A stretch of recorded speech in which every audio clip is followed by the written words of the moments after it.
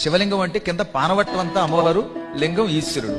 శివుడు ఎక్కడుంటే అక్కడ అమ్మ ఉంటుంది, అమ్మ ఉంటే శివుడు ఉంటాడు. ఆ ఇద్దరికి అభేదం. ఒకప్పుడు శివుడు అంధకుడు అని ఒక రాక్షసుడిని సంహరించి కైలాసానికి వచ్చాడు.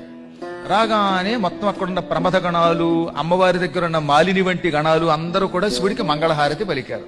పార్వతి చిరునవ్వు నవ్వుతూ శివుడి దగ్గరకు వచ్చి, ఏమండి ఈ జనమందరూ మీకు తెగ హారతి పడుతున్నారు, మీరు ఏమి చేశారండి అంది. అంధకుడనే ఒక భయంకర రాక్షసుడిని చీల్చి చెండాడాను అన్నాడు ఆయన. వాణ్ణి చంపే ముందు ఏం చేశారండి అన్నది ఆవిడ. ఓహో, వాణ్ణి కాలుతో తొక్కి చంపారు. ఏ కాలు? ఎడంకాలు. ఎడంకాలు ఎవరిదండి అంది ఆవిడ. అర్ధనారీశ్వరుడు కదా శివుడు, ఎడమకాలు ఎవరిది? అమ్మవారిది. ఎడంకాలుతో తొక్కి చంపారా, కాలు ఎవరిది అనగానే ఆయన ఒక క్షణం ఆగి చిరునవ్వు నవ్వి, ఎడంకాలు ఎవరిది? నీదే, నువ్వే కదా అన్నట్ట. మరి తొక్కి చంపింది నేనైతే ఈ వెర్రి జనం అంతా మీకు మంగళహారతి పడతారు ఏమిటండి అంది ఆవిడ. నేనేదో పుణ్యం చేసుకున్నాను, చంపేది నువ్వైనా, పనులు చేసేది నువ్వైనా, వంట చేసి పెట్టేది నువ్వైనా, పులిహోర పెట్టేది నువ్వైనా, కీర్తి నాకు వస్తుంది అన్నాడు. పుణ్యై, పుణ్యముల చేత యశః కీర్తి లభ్యతే వస్తుంది.